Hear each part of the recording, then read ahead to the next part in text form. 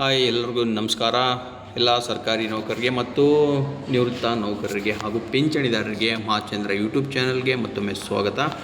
ಸ್ನೇಹಿತರೆ, ಸರ್ಕಾರಿ ನೌಕರರ ಪರವಾಗಿ ಹೈಕೋರ್ಟ್ನಿಂದ ಮತ್ತೊಂದು ಮಹತ್ವದ ಆದೇಶ ಹೊರಬಿದ್ದಿದೆ. ಅದು ಯಾವುದಕ್ಕೆ ಸಂಬಂಧಪಟ್ಟಿದೆ ಅಂದರೆ ನೋಡಿ, ಸರ್ಕಾರಿ ನೌಕರರ ರಜೆ ನಗದು ಸೌಲಭ್ಯ ಉದ್ಯೋಗಿಯ ಹಕ್ಕು ಅಂತ ಇಲ್ಲಿ ಹೇಳಿರ್ತಕ್ಕಂಥದ್ದು. ಸೊ ಬನ್ನಿ ಸ್ನೇಹಿತರೆ, ಇಲ್ಲಿ ಒಂದು ಆರ್ಟಿಕಲನ್ನು ಮೆನ್ಷನ್ ಮಾಡಿದ್ದಾರೆ. ಸಂವಿಧಾನದ ಆರ್ಟಿಕಲ್ 300A ಅದರ ಅನ್ವಯ ಉದ್ಯೋಗಿಯ ಅಧಿಕಾರ ಅಂತ ಹೇಳಿದೆ. ರಜೆ ನಗದು ಸೌಲಭ್ಯ ಉದ್ಯೋಗಿಯ ಅಧಿಕಾರ ಅಂತ ಹೇಳಿದೆ. ಸೊ ಮೊದಲಿಗೆ ನಿಮಗೆ ಆರ್ಟಿಕಲ್ 300A ಏನು ಹೇಳುತ್ತೆ ಅಂತ ನಿಮಗೆ ತಿಳಿಸ್ಕೊಡ್ತೀನಿ ನೋಡಿ ಸ್ನೇಹಿತರೆ.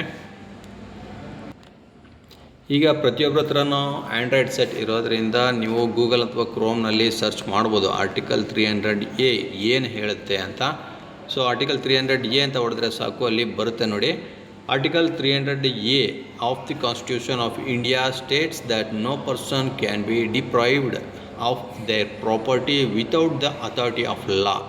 It was introduced in 1978 by the 44th constitutional amendment act.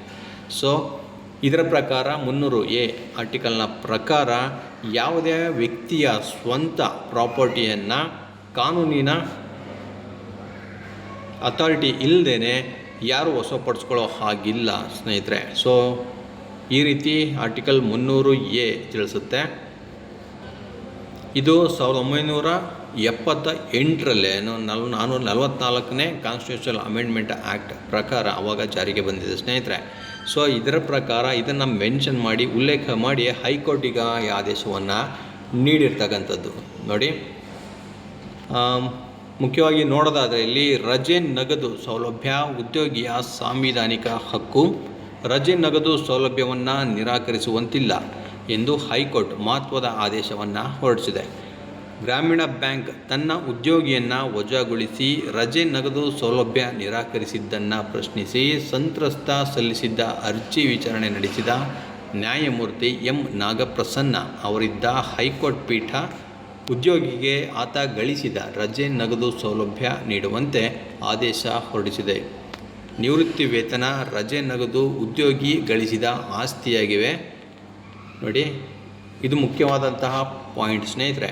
ನಿವೃತ್ತಿ ವೇತನ ಆಗಿರ್ಬೋದು, ರಜೆ ನಗದು ಅದು ಉದ್ಯೋಗಿ ಗಳಿಸಿರ್ತಕ್ಕಂಥ ಆಸ್ತಿ ಅಂತ ಅದು ಮೆನ್ಷನ್ ಮಾಡಿ, ಹೀಗಾಗಿ ಸಂವಿಧಾನದ ಆರ್ಟಿಕಲ್ 300A ಅದರ ಅನ್ವಯ ಇದು ಉದ್ಯೋಗಿಯ ಹಕ್ಕು ಎಂದು ಕೋರ್ಟ್ ಅಭಿಪ್ರಾಯವನ್ನು ಪಟ್ಟಿದೆ. ಸೊ ಇದು ಗಳಿಸಿದ ಆಸ್ತಿ ಅನ್ನೋ ಕಾರಣಕ್ಕಾಗಿ ಈಗ ರಜೆ ನಗದು ಸೌಲಭ್ಯ ಅದು ಉದ್ಯೋಗಿಯ ಹಕ್ಕು ಅಂತ ಹೇಳಿ ಸುಪ್ರೀಂ ಕೋರ್ಟ್ ಹೈಕೋರ್ಟು ಈಗ ಒಂದು ಆದೇಶವನ್ನು ಹೊರಡಿಸಿ ನೌಕರರ ಪರವಾಗಿ ಒಂದು ನ್ಯಾಯವನ್ನು ನೀಡಲಾಗಿದೆ ಸ್ನೇಹಿತರೆ. ನೌಕರರಿಗೆ ಎಲ್ಲೇ ಅನ್ಯಾಯ ಆದರೂ ಸಂವಿಧಾನ ಅಲ್ಲಿ ಇದ್ದೇ ಇರುತ್ತೆ. ಸಂವಿಧಾನ ಮುಖಾಂತರ ಪ್ರತಿಯೊಬ್ಬರು ಕೂಡ ನ್ಯಾಯವನ್ನು ಪಡ್ಕೋಬೋದು. ಇದಂತೂ ಗ್ಯಾರಂಟಿ ಅಂತಲೇ ಹೇಳ್ಬೋದು ಸ್ನೇಹಿತರೆ. ಸೊ ಇದಿಷ್ಟು ಇವತ್ತಿನ ಮಾಹಿತಿ.